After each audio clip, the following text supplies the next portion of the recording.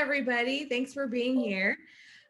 We have an incredible webinar today. I'm so excited for this because we have some really great voices from the field that are going to be able to give us some of their insights and expertise on things that they've experienced this school year, things that have been beneficial, hopefully. And then hopefully we'll also be able to take some questions from those of you that are in attendance. So hold on to those questions.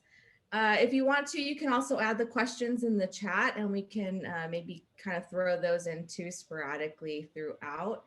But we just want to thank people for being here. And of course, thanks our panelists for also being willing to be here and to participate in this with us. So thank you all very much. Hi, everyone. I am Victoria Forrester, and I am Otzi's colleague at CLS, and there's quite a few of us on here today. Again, I just, as the lead in Washington, I just want to thank the panelists that are with us today, because I know your jobs are like, and you took a moment out to be with us. So I just want to appreciate you for that. I can tell you that the folks that are on the panel have gone through 1, 2, sometimes 3 trainings with us this year. And so we're going to focus some questions on, student needs going forward, particularly into next year. And so I just very much want to, again, appreciate and thank you for being a part of this. I am with Collaborative Learning Solutions, and so is Otzi, and quite a few people on here, including Jeannie and Kenny and Nico. And we have engaged with your school districts for this particular year and doing equity work through a partnership with OSPI to do equity and inclusion work. So that's kind of the focus for today. This is the voices from the field. Like, how do you use restorative practices to, to build your school community for next year, that sort of thing. So I want to appreciate all of you. Again, we are recording and we're streaming live on Facebook. So let's start with our panelists just introducing themselves, their name, their role, and where they're from in the state of Washington. So at this point, let me just, I'll just kind of go around and ask our panelists to go ahead and introduce themselves. Audra, could you start us off? Would love to. Hello, everyone. I'm so happy to be here. My name is Audra Goodman. I am an assistant principal at Ford Middle School in the Franklin Pierce School District, and we are located in Tacoma, Washington, or if you're familiar with the area, we are in the Parkland, Midland area. Thanks, Audra. Brent? Yeah, hi, I'm Brent Whitemarsh. I'm the principal at Washington High School, also in the Franklin Pierce School District. We have 2 comprehensive high schools in our district, and Audra is at the middle school that feeds into the other comprehensive high school. We have about 950 students enrolled at Washington High School. Thanks, Brent. Cherlyn? Hi, everyone. Happy to be here with you. I am the Director of Student Achievement at North Thurston Public Schools. We are located in Lacey, Washington, which is just north of Olympia and south of Tacoma.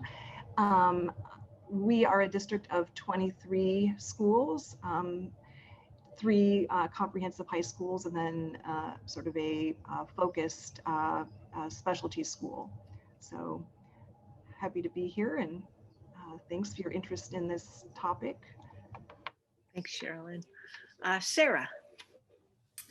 Hi, everyone. I'm Sarah Perleschi. I'm also with North Thurston Public Schools in Lacey, and I am excited to say I will be the Restorative Justice Center coordinator at River Ridge High School next year.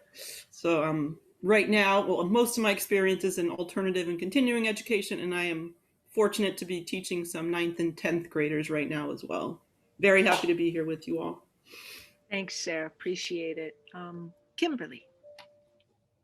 I'm also at Ford Middle School with Audra in Tacoma, Washington, and I am a teacher and an instructional coach this year and hoping to be the Dean of Students next year.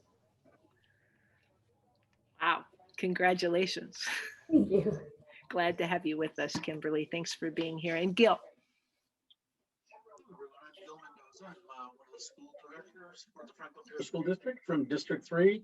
I'm retired from state service. I worked at the state office of Superintendent of Public Instruction for the last 9 years, eight and a half years of my career, and have been in the K-12 system for public education system for the last 36 years. And presently in a new role on a school board, which is a new perspective, and it's been wonderful. Good learning. Thanks for being here, Gil. I really appreciate it. Kenny, would you introduce yourself? Yeah, hi everyone. My name is Kenny McCarthy, and I am an education consultant with Collaborative Learning Solutions. I really focus here at CLS in more of our students that get kind of placed in non-public schools, residential placements, and helping districts to set up programs to bring those students back and be successful. Thanks, Kenny. And Jeannie, if you could introduce yourself as well. I just want to start off by saying thanks so much for being here. I really appreciate everyone's time. I work with the Inclusionary Practices Project in Washington with OSPI and with you all, and also work on significant disproportionality with CLS. Thank you. Thanks, Jeannie. Thanks. So how we're going to roll this today is simply, pretending that this panel is up in front of us, right? and we're just going to ask a few questions to get us started, and any of the panelists can jump in with that. Not every question has to be answered by every panelist, but would love to hear all of your voices. As Otzi said earlier, those of you that have questions, you can put them in the chat or take yourself off mute and kind of shout them out if you want a particular panelist to answer your question. This is kind of an informal way of running this webinar, and we wanted it to be that way because we really wanted the voices of the folks that are, in essence, boots on the ground. So we'll start off with the first question, and that is, how has the pandemic affected your school, your students, both the behavior, the learning, the mental health? Like, just where you are now, and I know you're all in kind of a hybrid, maybe you see certain kids 2 times a week and other kids 2 times a week. So just overall, what are you seeing as the effects of the pandemic currently? And whoever wants to start, that would be great.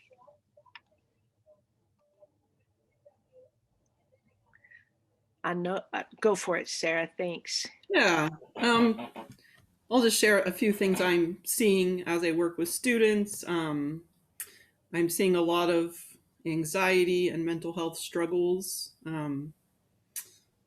And a lot of it, I think, is around socializing again and sort of having to reintegrate back into the school community.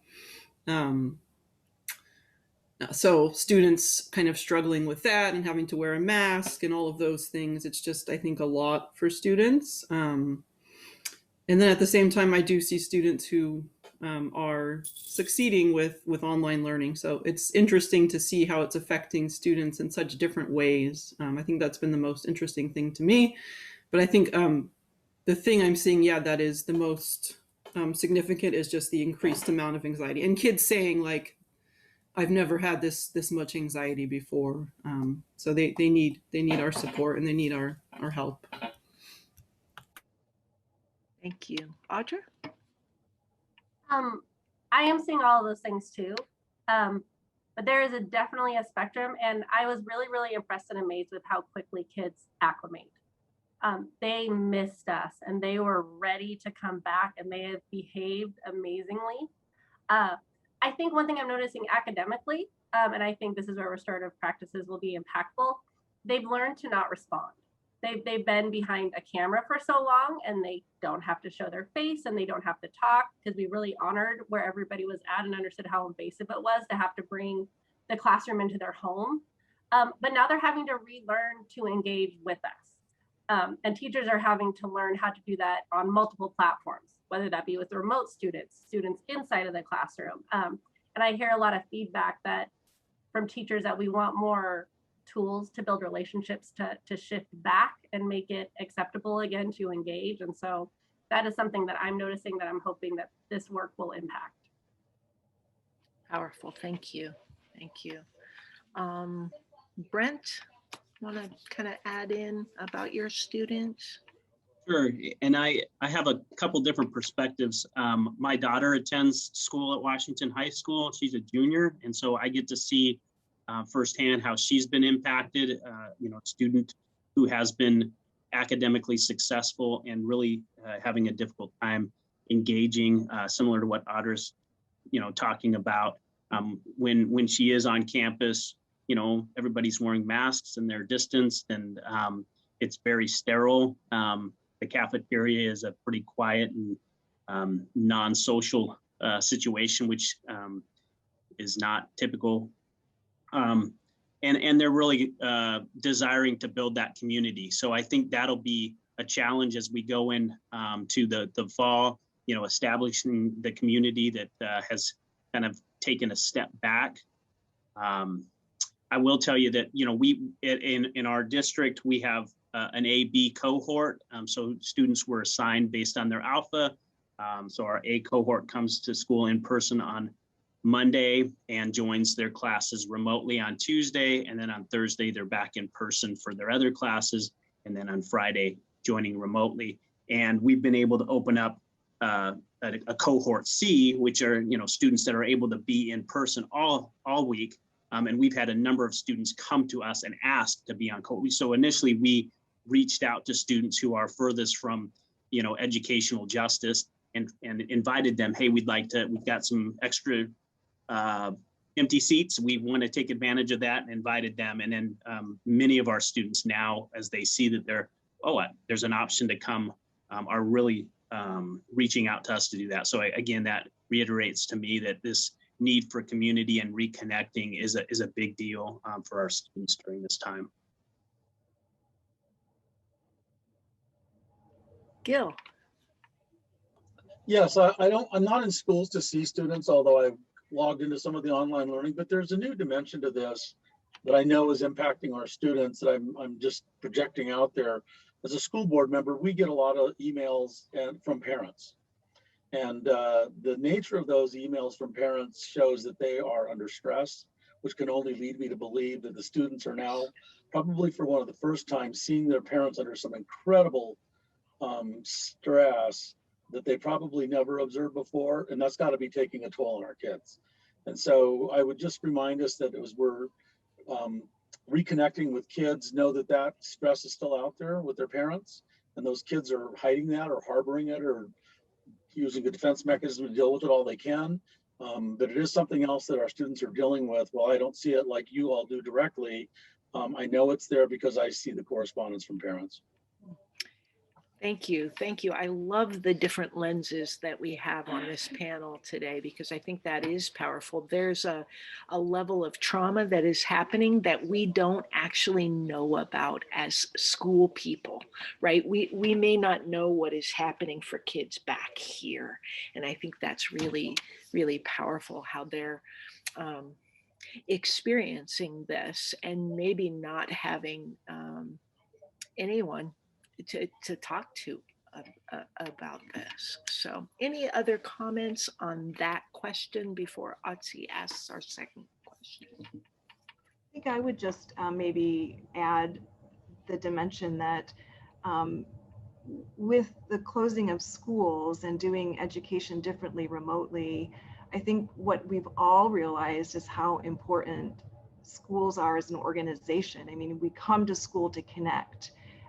and you come to school to connect so that you can learn. And we've not been able to do that the way that we normally do it. And I think that an impact of trauma, like on the positive side, is that we value more than we ever have, I think, what schools provide for students and for families, as well as for teachers.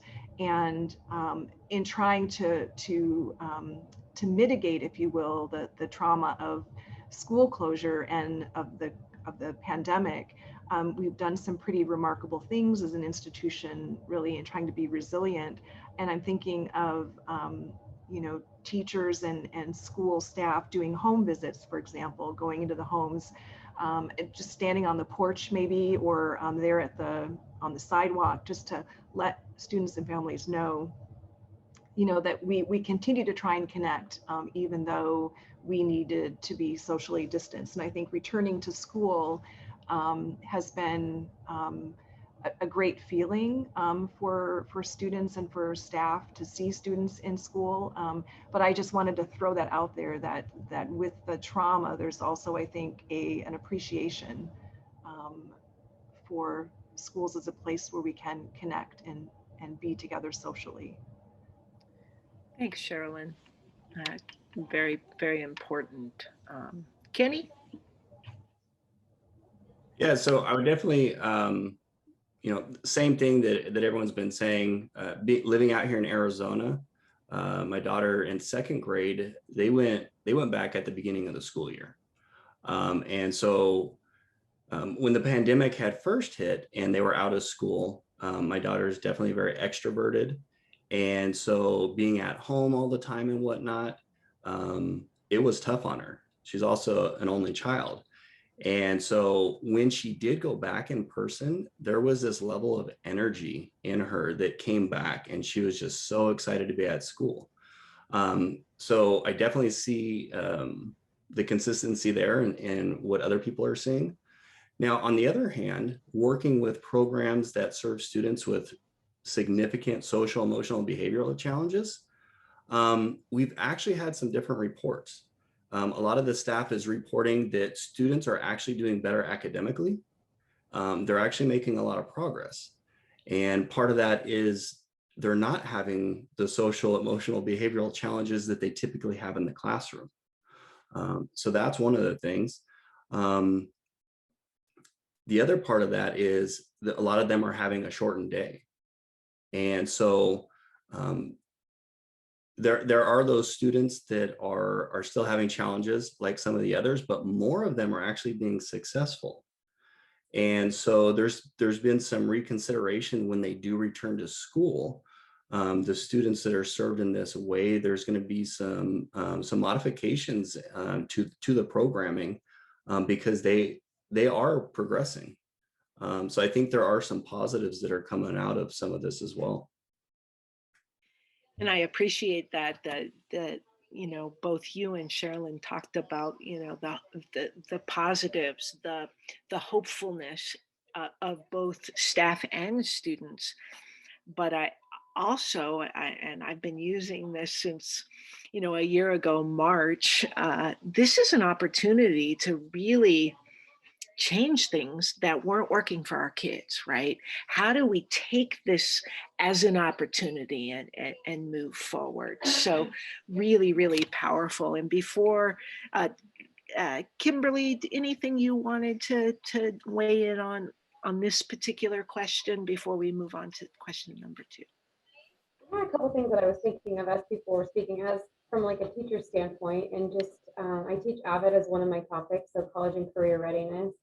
And the skills that these kids, even though it is hard, even for teachers and these students, the skills that they're learning are lifetime skills.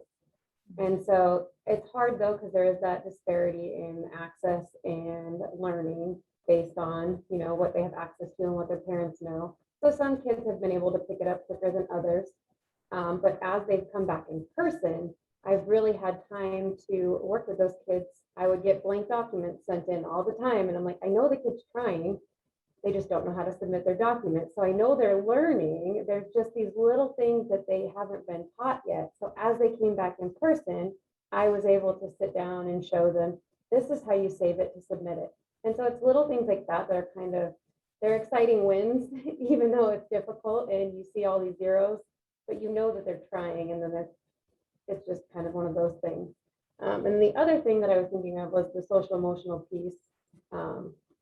Students, with everything that's going on, we had to do a lot of work around like kind of restorative practice already in my classroom, just talking to kids about like everyone's feelings and emotions are different right now. We have to honor everyone's feelings and emotions, and kind of just taking a step back and having those conversations with kids in class sometimes was important. And I didn't realize how much I would have to do that coming back. But it's been beneficial already. Yeah, I appreciate that. And I'm going to say something rather controversial right now. And that is, I don't believe that our students, we're very concerned about this learning loss. And I don't look at what has happened as loss necessarily. Our kids have been learning. It may not be exactly what we want them to learn.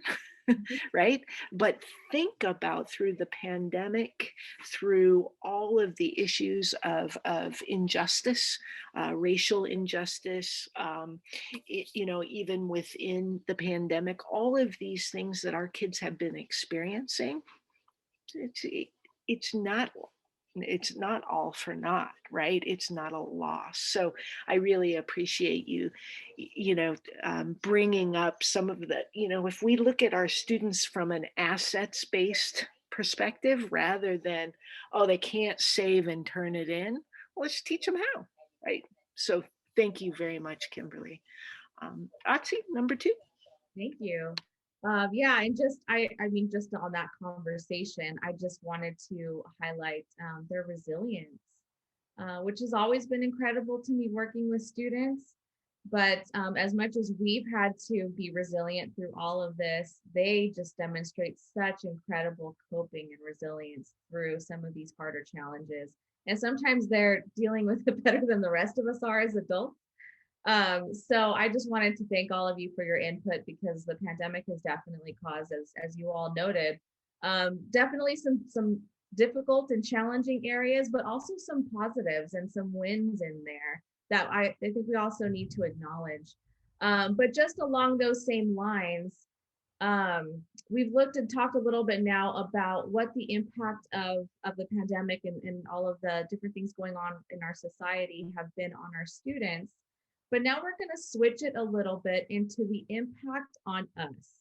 For all of us here in the room as educators, people working with students or indirectly within the education system, what has the impact been on you professionally or personally, if you want to throw in some of your individual experience?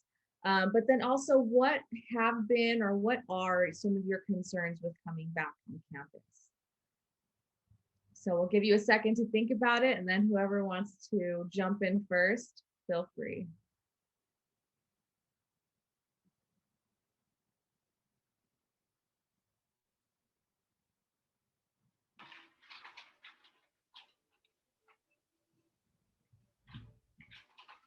I don't mind starting us off. Thank you, Audra. It's been super emotional. I have been amazed with our staff. We have asked them to punt and change over and over and over again with every update and every guidance. And every single person on any staff comes from a different set of values and beliefs. And I never realized how much personal things were happening in their own lives, but they still had to show up to work and teach. And it was a lot. And I look at staff and I believe in family, and I believe the best staffs run as a family. And if anything, it's really opened to my eyes how important personal connections with your staff are, because you really do carry each other through it. And, I believe in the holy trinity of schools, staff, students, and families. And when you bring those three things together, you can kind of survive anything. And so I think sometimes education pendulums swing back and forth, like big stress on testing and academics and all these other things. And then it swings the other way. And this just really reminded me that going back into this, we really have to let the pendulum swing to care for our staff, because they're on the front lines with the kids. And if we can have strong relationships with our staff and build that community and get each other through everything that is going on, then they're going to be better for our kids. And so moving forward into next year, you know, a lot of my concerns is, how do we do that? You know, I guess, how do we get everybody on board? Because there are more changes to come.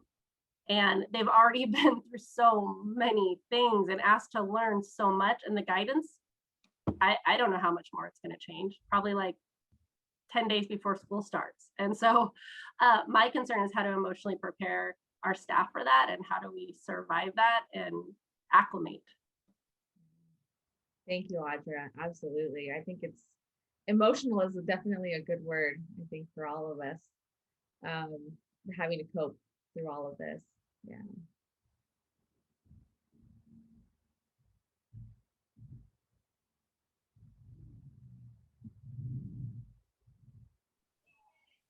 I'll go ahead and add from, I guess I kind of have three perspectives with this whole pandemic. I'm a mom, I have my own son, and I have 3 stepkids, and they're all under the age of 9.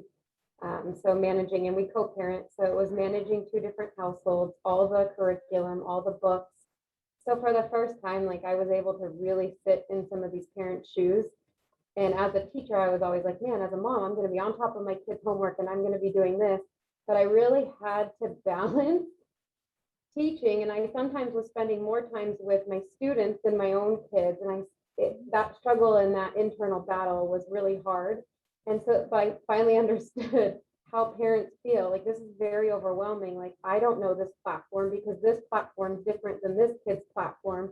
I was working with 3 different school districts, if you count my own, my stepkids, and then my son, and trying to learn all those platforms. So I can only imagine how some of the parents were feeling. So I was blessed, but also cursed, I guess, in trying to learn all those different things. And then also as a teacher, like Audra said, coming in and just the constant changes and never really knowing, okay, this is what we're doing now, but then what's going to be next week? So I empathize a lot, and I worked with a lot of teachers this year. And it really, the positive that came out of it is like Audra said, I really built a lot of strong connections with some teachers, whereas last year was my first year in the building and I kind of kept to myself. And this forced me to have those personal connections, because you're staring at someone on Zoom. And without those connections, it's hard to have conversations. So that would be from my teacher standpoint. I was able to build a lot of strong connections. And then I'm also a student. So then having to adjust and learn fully remotely was a change for me as well, as far as being in school. So I definitely understand what a lot of people are going through and can empathize with all the stresses and nuances of this school in the pandemic era. Yeah.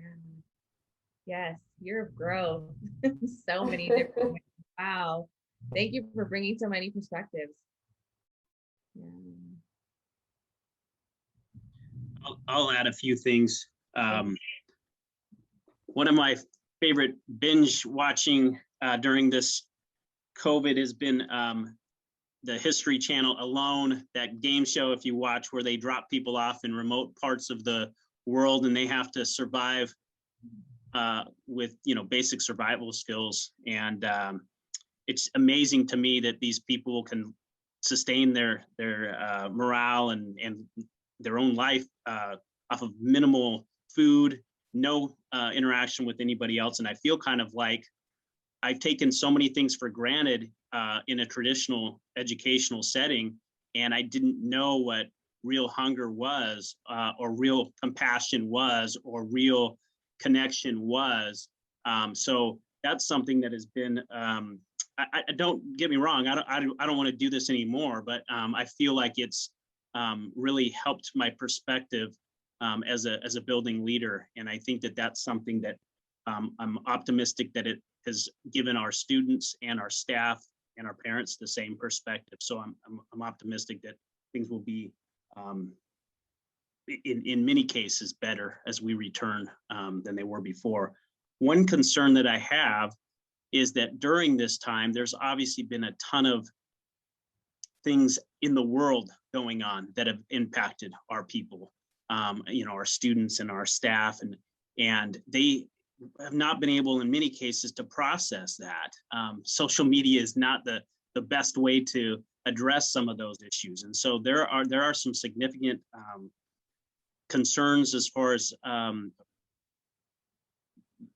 that processing and being able to support our students and our staff and our families in some of these things that they've just kind of been on their own or been at the mercy of whatever meme they've been able to, read or create on social media. So that's something that I'm hopeful. It's a challenge that I'm glad that we get to engage in it, because I think it is critical.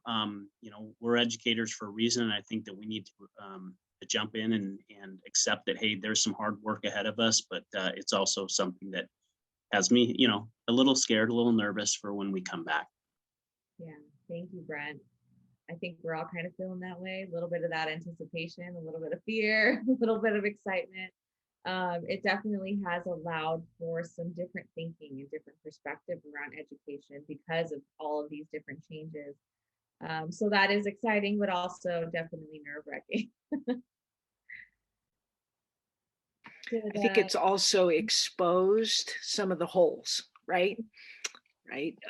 Some of the ways that we're not digging in with kids into real relevance, right? And so I'm a little excited, kind of like you, Brent, with going back and really giving teachers and staff some tools to engage in that way. Right?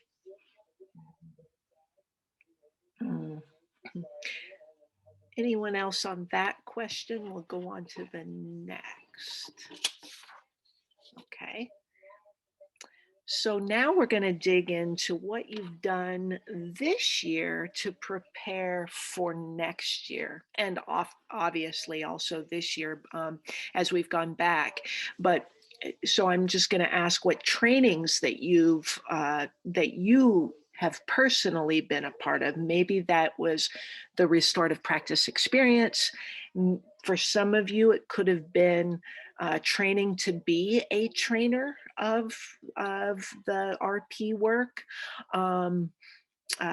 possibly RJC or the Restorative Justice Centers that are led by student advocates, or the community of practice that includes equity and inclusion.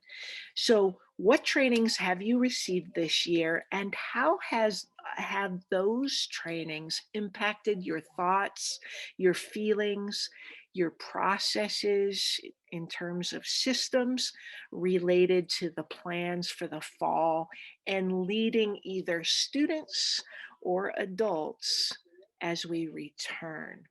That was a lot, but and you can take whatever pieces of that and kind of, start us off. Looks like Cherlyn might be ready.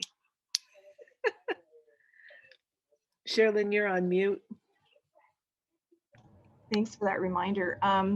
Yeah, I would love to jump in on that. I just did a presentation this morning to our counselors, and in the process of preparing for that, I added up how many hours of training we've actually done in our district on restorative practices. And I'm going to tell you the number. It's 76 hours of training that we provided with the assistance of the Collaborative Learning Solution, brilliant staff and trainers.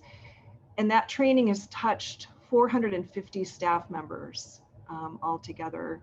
We provided 16 hours of training to certificated staff from 4 schools this year, 2 elementary, 1 middle, and then 1 high school.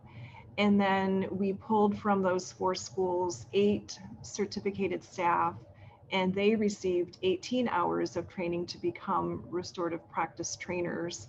And that was just really an amazing opportunity to work with 8 brilliant teachers and 2 counselors and develop a sense of community amongst amongst our team with a vision for how we're going to move this work forward. And then in addition to that, we are providing training to start the Restorative Justice Center that I think Sarah will probably speak to. And then I wrote a grant because I was so taken by this work and how powerful it was to fund training for an additional 60 administrators and certificated teacher leaders on Tier 2 and Tier 3 restorative practices.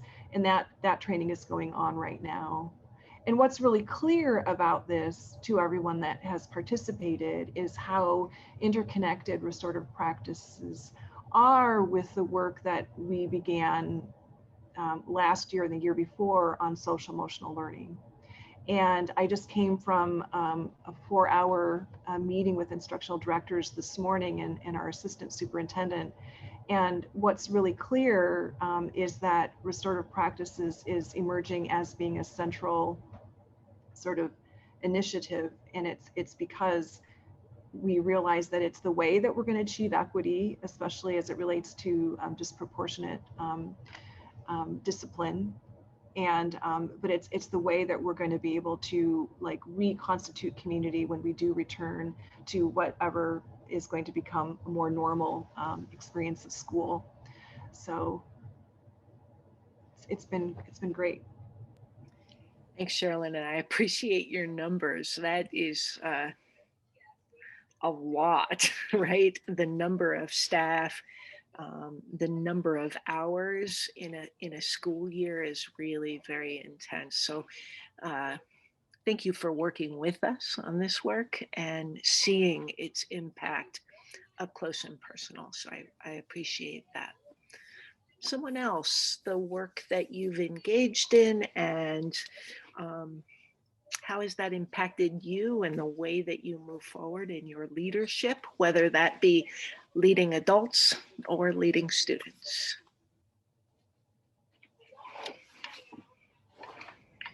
Sarah, I know you've done like of that 76 hours, I think you've done 72 hours of that.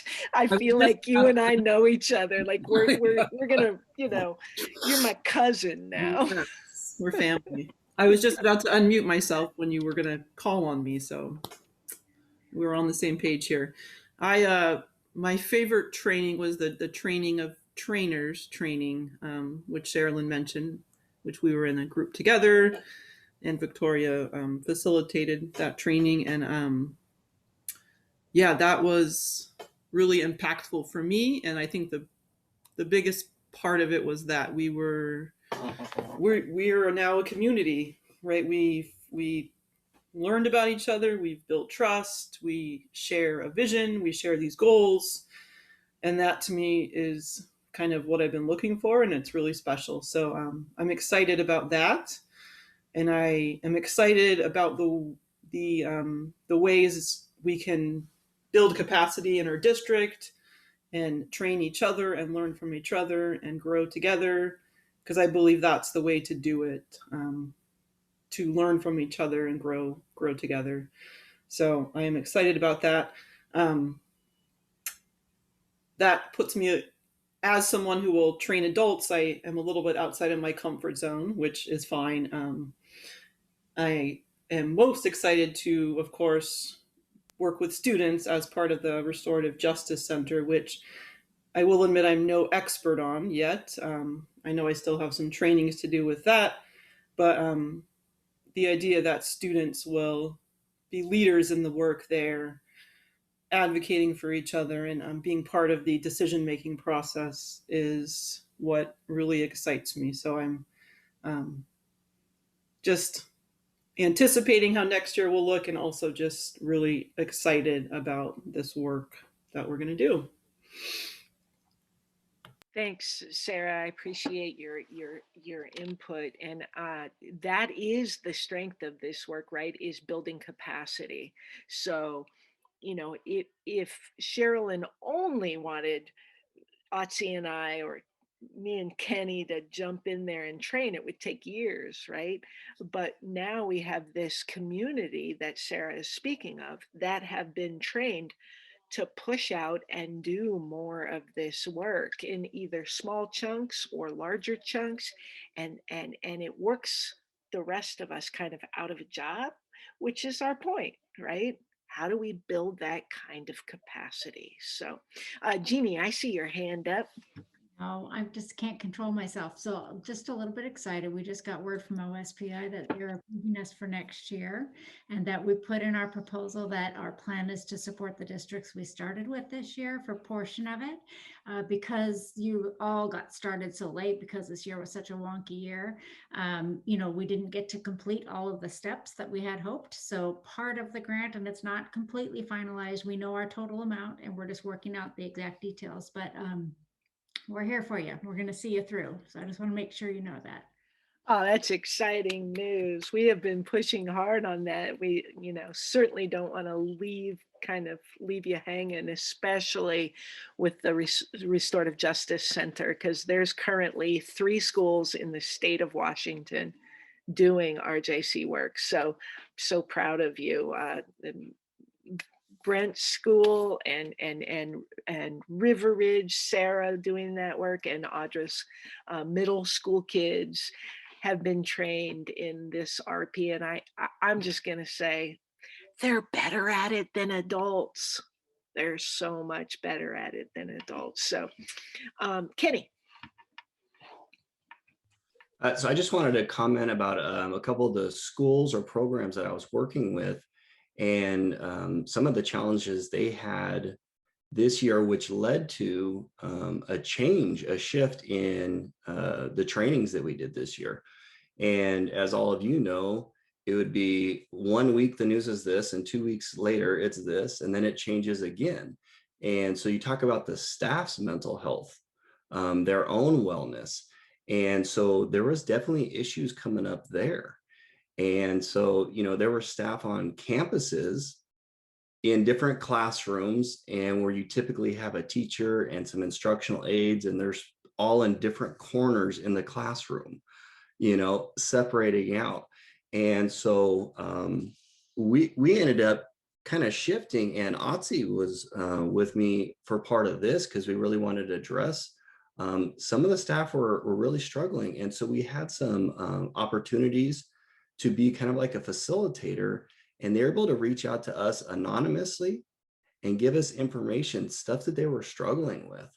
And it was easier in that kind of forum. And then we were able to take that information to their school leader. And it really opened up the ability for them to connect on the site.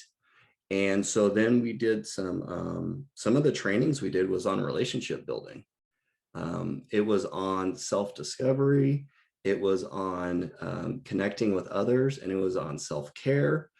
And so I thought that was really awesome. And, it happened in another school program as well, where staff wasn't getting along too well.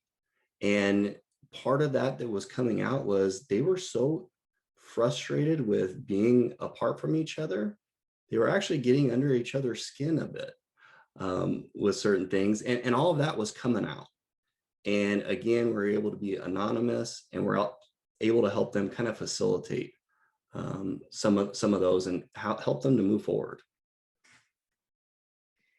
Thanks, Kenny. Yes, this equity work, it morphs according to need. And I've always said this is adult work. We focus on kids, but it's adult work.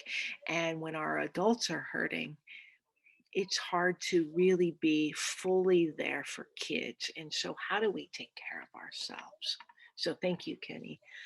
Audra, your staff and you in particular, I think you've had every piece of training that we've offered. So how is that impacting your site? Yeah. We have, I believe, in going all in. So I did apply for all 3 of the grants and have been doing those all year in cooperation with our staff. And a positive thing about any tragedy, I guess if you want to look at that oxymoron, pandemic was really hard, but it also can be an equalizer. We have an opportunity to reset, relook, and kind of come back and do something different, and there's a natural built-in break where people are really craving something new. They're craving resources and they're craving new beginnings. And so when I looked at the 3 grants, I figure by doing all 3, it allowed me to hit 3 areas. And one is my entire staff, who is amazing, and they wanted the training and they wanted to start the conversations. And Otzi was our trainer. I was really proud of them. They engaged every time, and they wanted to build that foundational work so I could get into the classrooms and kind of set the stage. The RJC, I believe middle school kids are perfectly capable of it. It provides a foundation of student leadership. It provides another access point for teachers and a new way for our counselors to really be involved with students on a daily basis. And so that hits the student voice level for me. And then a big goal of mine was parents. I really want more parent voice. Like Gil said earlier, parents are impacted and they're nervous and they're scared and they want a voice in their children's lives. And a lot has happened in the world outside of the pandemic in issues of equity that have to be addressed. And the best way to address them is together with our families. So I was really excited to try to start, with Victoria's help, that foundational parent group to look at our school through an equity lens. And our parents have been awesome. And I think in middle school, there's a natural drop off where parents go from that elementary to middle, which is really, really hard. So I'm hoping that restorative practice will give us an avenue to get parents back in and back involved. And so I really want to go into next year with just being able to hit all the people. And yes, I'm excited for the trainer of trainings ones. Sarah, you said it was good. I'm doing that one this month as well. So I'm also hoping to be able to build something that whether I'm here or not will stay and kind of live in the walls of Ford. I love that. Audra, you have go big or go home with Audra Goodman. I'm like, we're going to do it all. But you've gathered the right people in the room to at least begin this work. And I think you touched on a couple of things. One being this idea of legacy practices. Like, we've just been doing this because we've always done this. And the pandemic has allowed us to kind of take a look at those practices. If they don't fit into what is best for kids, then maybe we get rid of them. And so, and how do we bring our parents along with that? So thank you for sharing. Anyone else on this particular question, your training and how it has really impacted you and the work that you do?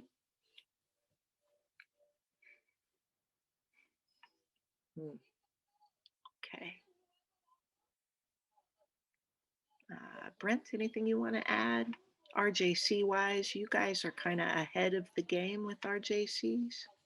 Sure, yeah.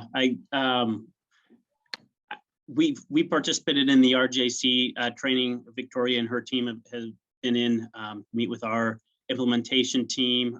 And I know our student advocates have participated in the training as well. I wish that one of the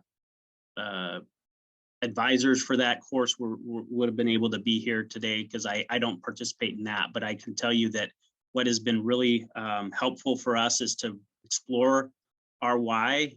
And, you know, it's clear to us that students, and I think this hybrid learning has taught us, you know, students don't engage when they're not in class, and we need to keep kids in class. And, you know, one thing we've had a pretty successful practice of having students not go to the office, but they typically go to a buddy room and reflect. You know, we have a reflection form that we've used in the past that students are able to kind of self-assess what they need to do in order to be successful back in class. But I don't know how successful that is. You know, they're still out of class for a long period of time. They don't get to process it. You know, they're up to their own devices as far as processing it, instead of having somebody else that can ask the questions and engage them in a dialogue. And then, you know, you talk about recidivism rate. You know, in some cases, you know, kids need a break from class, and so they're like, okay, well, I'll do something silly so that I can go to a buddy room where maybe my friend is, and I can kind of be whatever there. So it's been helpful for me participating in this to just clarify in my own mind how critical it is for students. And I agree with what's been said. Our students are capable of solving problems together. In many cases, they long for that. I'm excited about the list of advocates that we have. It's a wide range. Some of them have never been in trouble. They're academically successful, and they're your model student. And then there's so many of them that have struggled and have the ability, capacity to lead and to influence others for good. I mean, some of them have influenced others, but not necessarily in the way we want them to. And just the turnaround I've seen with many of them and the excitement in their eyes to be able to be part of something where they feel like they can help other people. I'm super excited for that. So it's been very eye-opening and instilled a lot of hope in our team to be able to participate in the RJC training. Thanks, Brent. And yeah, absolutely. It's you have got to have some of the best students ever. Like I met with them yesterday. They are just phenomenal kids. And I say that about our middle schoolers as well, but our kiddos are they're hungry for this work. And it oftentimes adults will say, well, there's, Mr. Whitemarsh just wants to lower his suspension rates. Yeah, he does. And this is hard work for kids. Like when they have to face, what they've actually done and who they've harmed, it's much more difficult than being kicked, suspended for 2 days. My kid, my knucklehead, my personal baby, would much rather be suspended than have to actually sit in front of someone and say, I'm sorry. And it's not because he doesn't know how to say I'm sorry. It's just hard when you're in middle school or high school. So thank you, Brent, for bringing that up. Jeannie. I was just going to say, it's exciting to see when districts really own the work too, and that our initial outreach, we started, we're not from within the state of Washington, and we started just emailing superintendents, we started out doing social media. We didn't really know where to go. And particularly in Franklin Pierce, that's how I think we got into your district originally. We emailed the superintendent, who handed it to your chief equity officer, who reached out, and we started that way. So I know Julian in your district has been doing discipline guidelines, meeting with one of our consultants on that and developing the discipline guidelines that way. And then it went down to, I think, to you, Brent, and then you said, hey, I might be interested in the RJC. And then we now, with Audra and the CEIPs. And so it is interesting to see that it infiltrates, in the different work. And that's, I think, how things will be successful, right? Same with Cherlyn over in North Thurston. Yeah, it's interesting to see district-wide the ownership. And the capacity building, right? Yeah, so it becomes all of our work rather than, Otzi and Victoria dropping in to train, but it becomes everyone's work. Well, so we'll be back in that room, in that corner for those kids, right? That's not right. That's not how you do it. Anyone else on that particular question? Really appreciate it. You really dug into that. Otzi, want to ask the next one? Sure thing. At first, I just wanted to say I'm so excited about everything that you all have to say. It's just to hear just even your passion and excitement about it just really makes me happy, just because I feel like next year is going to be great, that the students are going to have access to so much more. If even just that relationship piece, it's so huge. And you're all basically, I'm preaching to the choir right now, so I know that. But looking at some of that implementation, some of that integration, that's where our next question is going to come from. How have you started incorporating RP, RJC already into your culture and your processes? And how do you see yourself incorporating it into your tier 1 level of support for your students? So we're just kind of looking here about how you're using your training to be able to really push out these practices.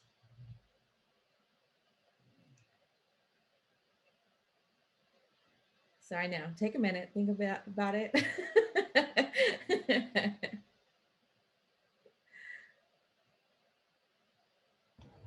think I'll jump in. So in our district, we have, as I think most districts do, a strategic plan that actually calls out a vision that students are empowered and resilient and responsible, and then articulates key actions around how that's going to be achieved. And a key action identified in the strategic plan that was written, I think 4 years ago, was PBIS and social emotional learning with restorative practices. And then recently, our school board adopted an equity resolution that also calls out the need to implement restorative practices district-wide.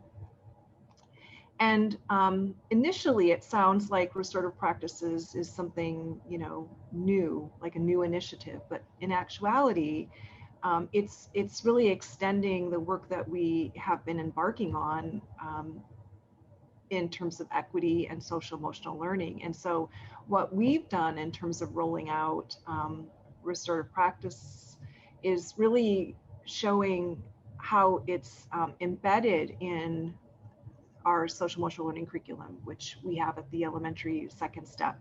And so you can look at the scope and sequence of second step and see how it actually includes some of the structures that you need to do restorative practice.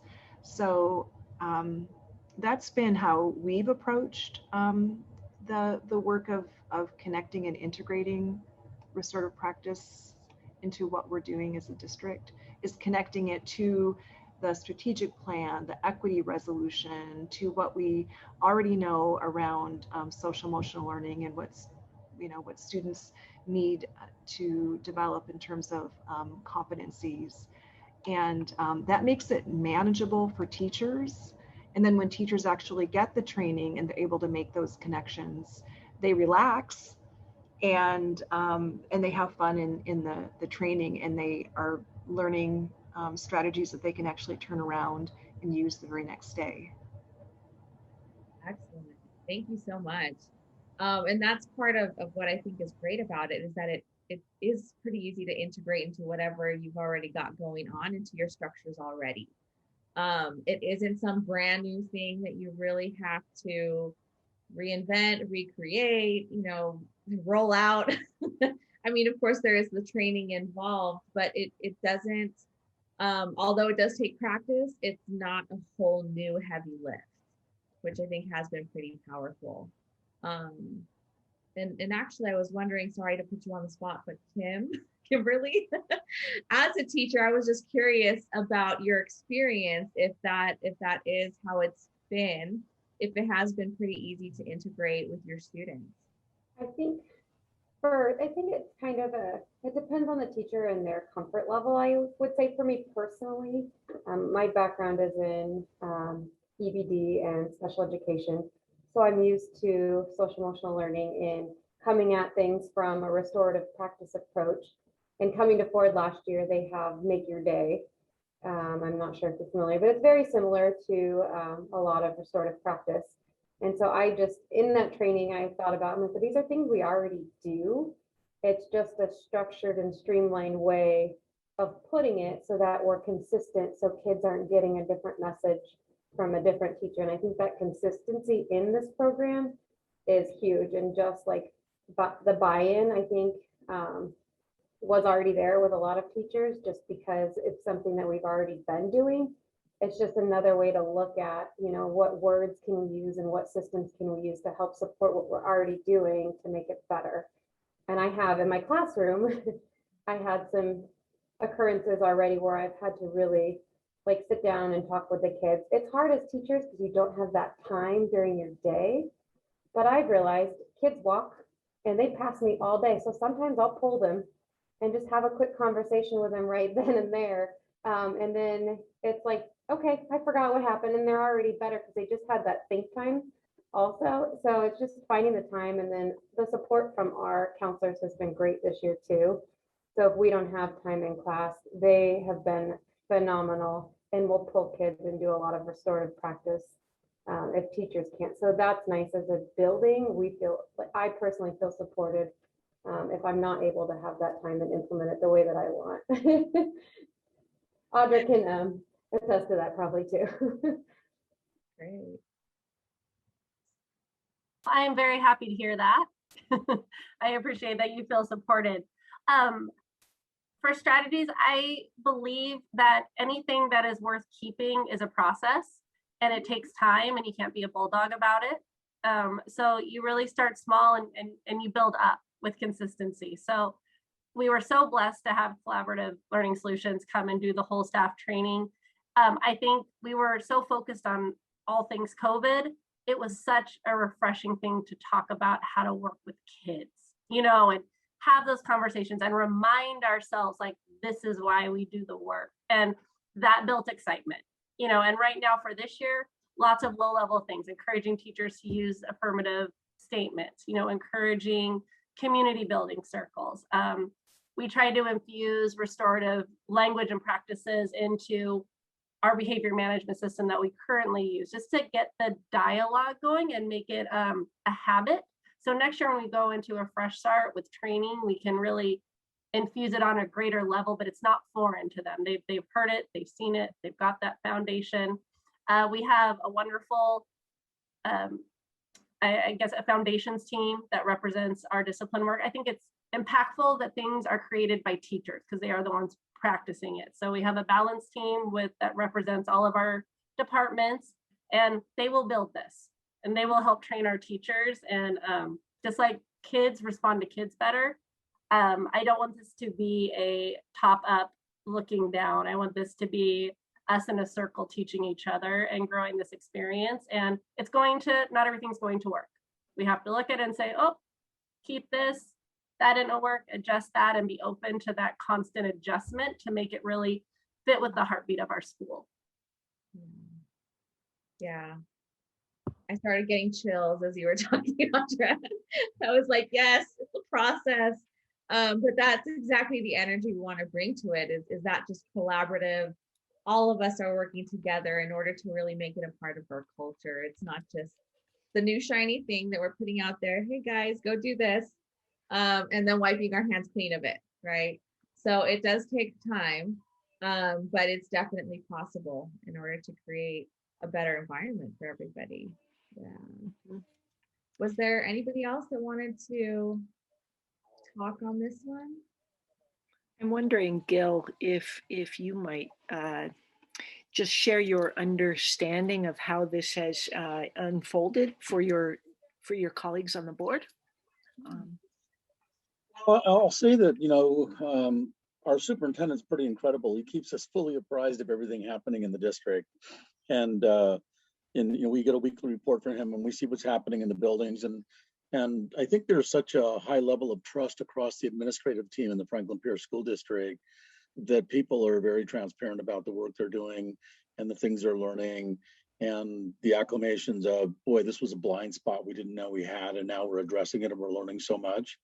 When I think about we did a retreat in the middle of the year, and the district gave the board a copy of all the book studies that were going on across the district. So as opposed to one book, and these book studies are all about equity and the like, and instead of one book that the district was looking at, there were probably 20 some books that were being studied by different groups within the district. And all of them were, you know, interacting in a lot of respects. So it's been heartening to see that, but it's been really helpful for the board to realize, you know, we've got to do something too, because while we're making policy and we set policy, COVID has had a real impact on that. We like teachers and like administrators, we have outside pressures that we don't control, legislative agency, state agency, and, you know, federal and the like. And it seems that on an annual basis, there's this recurrence of review this policy or update this policy. And so change has been more minimal. It's been more forgiving, I think, this year when it comes to policy changes and implementations. People have been a little more reserved about, making major changes for us. The major change was happening all around us with COVID.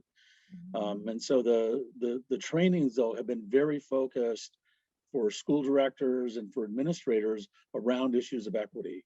I mean, that being the big umbrella and everything that falls into that. I mean, I was at an equity conference the last 2 days that was co-hosted by WASA, our Washington Association of School Administrators, Washington State School Directors Association, and the Association of Washington School Principals.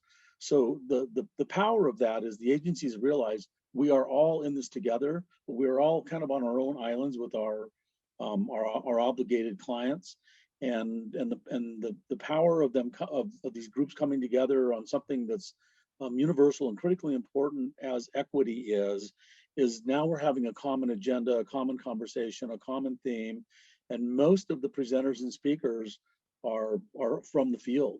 So they're not, as I would have said when I was at the state agency, they're not suits, they are practitioners. And school directors, we're kind of, thematically, we're suits, we're school directors, but we represent community members, and we're community members, but we look at the policy side and the higher echelon of policy coming down to us. The beauty of the trainings that I've observed or participated in this year have been more about students than I think ever before we had COVID. We've realized the need is there, and it was there, always there, but it's there bigger and bolder and kind of scarier in some ways. But it was great to hear, I forget who talked about saying the good things that we learned from COVID about students. Well, we have students who are struggling. We also have students that were, invisible in schools pre-COVID, and then with online learning, they shined. But it doesn't mean just because they're shining with online learning that they've gotten beyond their trauma. And we got to remember that. It doesn't mean they're that much better. They're better performing for us as adults, but it's not about the adults. So those are the kind of conversations that I've heard in the trainings about, beware, don't be taken in by some of the good things you've learned. Yes, there's goodness in them for what it is, but the underlying issues of discrimination, racism, and all the isms that exist along the ideas of equity and social justice still reign. And we've got to find ways to not mitigate, but confront and eliminate. Thank you, Gil. Yeah, I appreciate that. That the suits, if you will, are also being trained. I felt in my own experience as a district level administrator, sometimes we were the last to get kind of the information, and that was difficult because when you're asked to lead the information, you all have to be kind of speaking the same language. So I very much appreciate hearing that from your perspective as well. So for our last, if I could, yeah, just sure. to follow up on that, what's really, I think, very refreshing and very different is prior to COVID, folks with positional power in leadership position were perceived, and in some cases misperceived, but perceived, I'll be fair and take the high road, perceived to have the answers, perceived to know things from their training, from their formal training, from their experiential training, from career laddering up to higher levels of position. And what COVID has brought out is we don't know that. We don't know it all. We're all learners, and people are more willing to be vulnerable about their expertise and about their knowledge, and to realize this is a shared interdependent endeavor that we're all taking part in. So it's opened doors for people who say, I don't want to be a leader. It's opened doors for leaders to say, but you need to be leader-like. And for those folks to step up and say, okay, I can be leader-like if I can just do what I do, but I'm happy to have a conversation. So leadership has emerged and evolved across different roles in the public school system like never before as a result of COVID, because we're finding our solutions of all places in the classroom, go figure, and where the kids are. So that's been really good for leadership, I think, to realize that there are other experts right in front of us, and we don't always have to be a leader. There are times it's right to be a follower. So beautifully said. Thank you. And what comes to mind for me is the kiddos that, the student advocates that are becoming leaders. And like Brent said, they're all of those kids, not all of them are your typical leaders. In not one of the RJC student advocates do we have the president of the student body, right? The typical leaders. And wow, to watch a kid just kind of almost before your eyes puff up and really, because we're actually giving kids voice. We say we give kids voice, but if they don't have leadership and voice, right? And so it is really a beautiful experience. And the boots on the ground, I've worked with paraprofessionals who are becoming trainers of this work, right? And they never saw themselves as leaders, but strong leaders and boots on the ground. They know more about kids than a lot of other practitioners, right? So thank you for bringing that up. Yeah. Our last question for today is, have you had the opportunity since coming back or even on Zoom of practicing any of this training with kids? And how is that rolling for you? How is that, maybe it's affective statements with kids. Maybe it's you've used the restorative questions as an administrator with your kids, with your high flyers in particular. And what has been the outcomes and the experience of that work? And so I'll look at first to our teachers, Kimberly and Sarah, and if you haven't done a lot, that's okay too, right? We've been in this historic time, right? Yeah, I can. I'm a big fan of circles, proactive circles, community circles. So I've been steadfast in trying to make those work. As we've been all remote and now hybrid, and it doesn't look like it normally would. Students always say, why is this called a circle? We're not in a circle, and some of them are at home, and it's strange. But the idea is that we're gonna hold this space together, and everyone's gonna have a chance to speak. And there was part of me that was like, Sarah, let's just get through this year. Maybe we don't need to focus on these circles so much. But at the same time, I was feeling such a lack of connection that it's hard for me to be a teacher without any connection and relationships. So I just kept trying. And in the last couple of weeks, I've had a couple students say to me privately, thank you for, giving us this chance to connect. And more students are participating. And so, yeah, it hasn't been easy, and it hasn't looked exactly how it's supposed to look. It's clumsy. It's, you need to unmute and now you talk, and what's our talking piece? And, it's clumsy, but it's working, and I think it's making a difference. So that's what I have to share. Thanks. Yeah, we can't make these boxes into a circle no matter how hard we try. Like, we are stuck in the Brady Bunch on here. So it is, you have to kind of suspend what you normally think is a circle, right? So thank you it's clumsy. It's clumsy. Thanks for bringing that up. Kimberly? Yeah, I'll kind of piggybacking on that. Like, as an avid teacher this year, we do a lot of community circles and like Socratic seminars and things. And it was very difficult at first, especially being fully remote, to have, because I had no connections. I hadn't seen these kids' faces. Very few would turn their mics on and talk. So developing any kind of circle in the first part of the year was impossible, no matter what I tried. And then I was so excited when we came back in person. I didn't start it right away because I wanted to build those personal connections with kids and kind of see how each kid operated.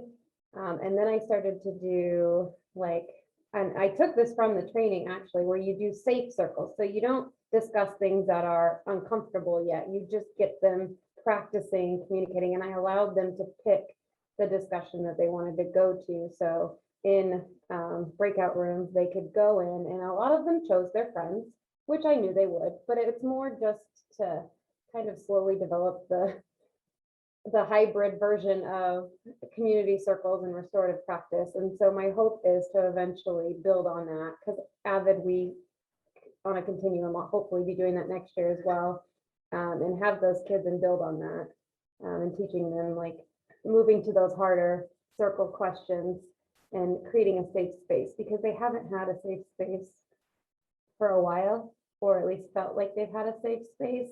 It's been different. Maybe it's been safe, but maybe not for them. And so that different space, it's teaching them that, you know, this is still a safe space, and your voice is heard, and we all have a place to share that. So it was just, I kind of piggybacked on what Sarah was saying. It was different. So that square box and that computer, how do we make a circle within this with what we have? But it is manageable. It's just different. Thank you. I appreciate both of you sharing your experience. Yeah, it's clumsy and different and a little start and stop-ish, but kids appreciate that time. So really, thank you. Anyone else now that would like to you know, have you had the opportunity? Maybe it's been with your staff, doing a community circle in a staff meeting, or maybe it's, you know, being able to drop in to observe someone doing a circle or doing restorative practices.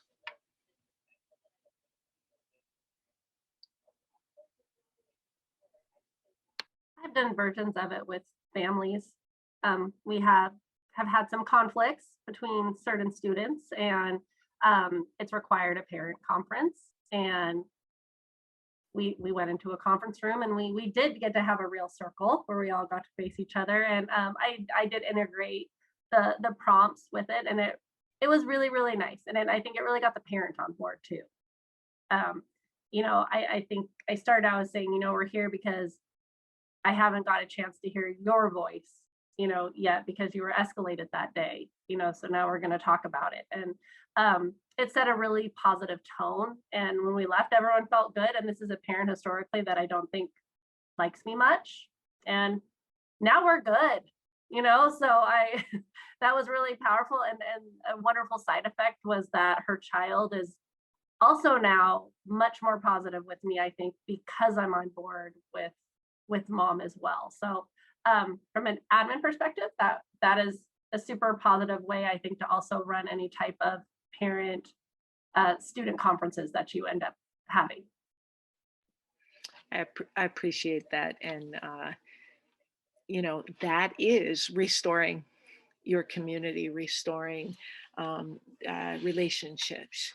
But if you don't build them, you have nothing to restore, right? So that was beautiful. Thank you, Audra. Cherlyn or Brent?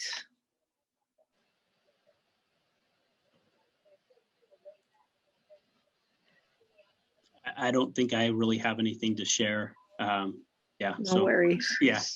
No worries. Otzi, you want to bring us home? Sure. Cherlyn, I noticed you unmuted. I just wanted to make sure you didn't have something you wanted to add. Well, I was just going to say I haven't had a chance to observe, but I have heard from principals that they have used the circle practices with staff. So, so I know that they are implementing with adults and practicing, and then using the strategies just to build community. So. Excellent. Yeah. And Kenny? Yeah, I think something kind of fun that we did was we were able to get like a little circle picture of the staff of each of their faces, and we put it on a PowerPoint. And so we placed them in a circle on the PowerPoint. And so it kind of felt like a circle, you know? So that was just something we did. And, you know, we could go around the circle that way. It was easy to follow, or sometimes we'd even use the wheel of names or something like that. One of the other things that we did with another staff was the fishbowl circle. And I just love those because they had a real challenge. And so their program leader basically sat in the middle, and they had some real issues, a real problem to solve, and all the staff jumped in and we were done in 10 minutes. And we had some good options to move forward. So it was great. That's awesome. Yeah. Thanks, Kenny. How many meetings have we been on that just seem to go on and on and on and come out with no solutions versus 10 minutes and everybody gets to be a part of those solutions? That is so awesome. Great. Do we have questions from any of the folks that are not on the panel for our panelists? And you're welcome to just unmute, or you can put your questions in the chat. You know, there's been a lot that's been discussed during this time, so it might still be processing. But if you do have any questions for the panel, either for one of them individually or as a group, please feel free to jump in here. And maybe while folks are thinking about what their questions might be, we do have a survey that we'd like for you to complete. Nico is going to put that link in the chat for anybody attending this webinar. Then we can wrap it up. So the link is in the chat. If you could please just add whatever feedback you have for today's discussion, that would be great.